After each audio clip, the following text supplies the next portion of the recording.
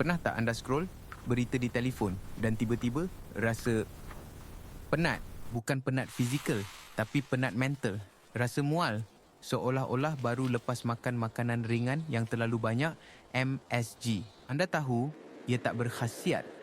Tapi semua orang di sekeliling anda nampaknya seronok menikmatinya. Anda seorang sahaja yang rasa loya. Kalau anda rasa begini, ini bukan sebab anda pelik atau sombong. Ini mungkin satu tanda bahawa otak anda berfungsi pada tahap yang berbeza. Hari ini, kita akan bedah mengapa otak ber-IQ tinggi secara fizikalnya menolak berita dan media mainstream. Pertama, kesakitan akibat disonansi kognitif. Otak anda bukan sekadar pemproses maklumat.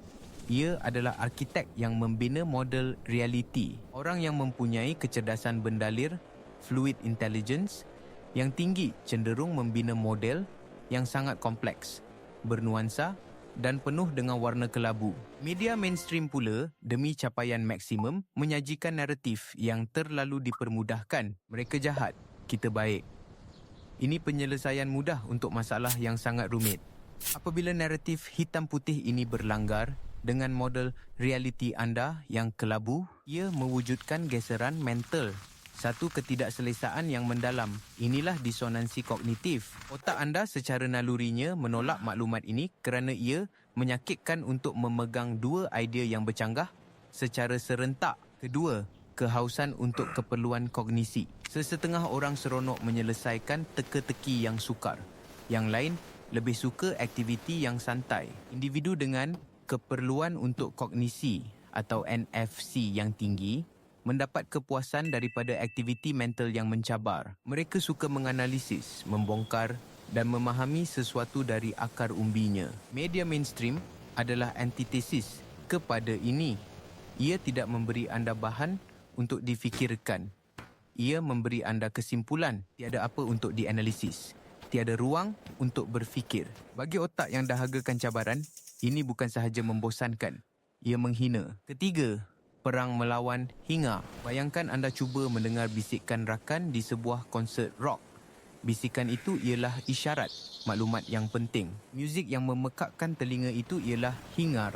Semua yang lain. Media hari ini adalah 99% hingar.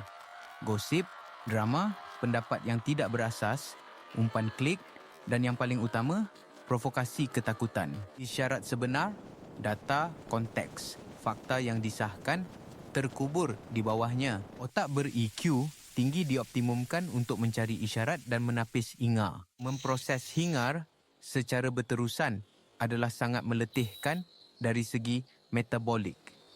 Ia membakar tenaga mental anda tanpa sebarang pulangan. Lama-kelamaan, otak anda akan mula memberontak dan berkata, "Cukup, aku tak nak proses sampah ini lagi." Keempat, sangat peka terhadap manipulasi. Kebolehan analisis yang lebih tajam bermakna anda lebih cepat mengesan falasi logik dan teknik propaganda. Apabila media menggunakan rayuan kepada emosi seperti cerita sedih seorang individu untuk mewakili isu sistemik yang besar, anda nampak apa yang mereka cuba lakukan. Atau apabila mereka mewujudkan musuh bersama untuk menyatukan penonton menentang sesuatu. Apabila anda nampak tali di belakang boneka, pertunjukan itu tidak lagi menghiburkan, ia menjadi menjengkelkan. Jadi, apa yang perlu kita buat? Adakah kita perlu menjadi pertapa dan tinggal di dalam gua? Tidak.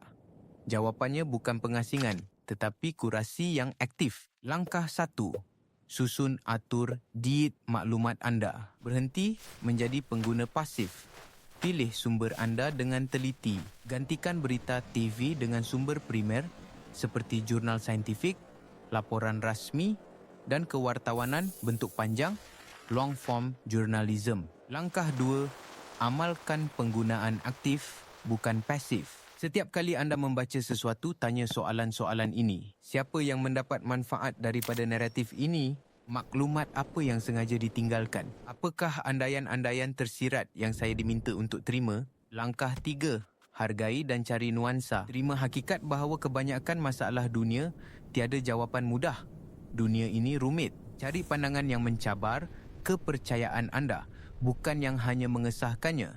Di situlah pertumbuhan berlaku. Langkah 4, Lakukan puasa maklumat secara berkala. Ambil rehat yang dirancang dari semua berita dan media sosial. 1 hari seminggu atau 1 hujung minggu sebulan. Biarkan otak anda memproses, berehat dan menetapkan semula. Ini bukan kejahilan. Ia adalah kebersihan mental. Kesimpulannya, jika anda rasa terasing daripada media mainstream, jangan risau. Anda tidak keseorangan. Ini bukan tentang menjadi sombong atau merasa terlalu pintar. Ini tentang melindungi aset anda yang paling berharga. Kejernihan kognitif dan ketenangan fikiran anda. Memilih apa yang anda suapkan kepada minda anda adalah sama pentingnya dengan memilih apa yang anda suapkan kepada badan anda. Anda bukan antisosial. Anda cuma alah kepada sampah intelektual. Dan itu adalah satu tanda kekuatan, bukan kelemahan.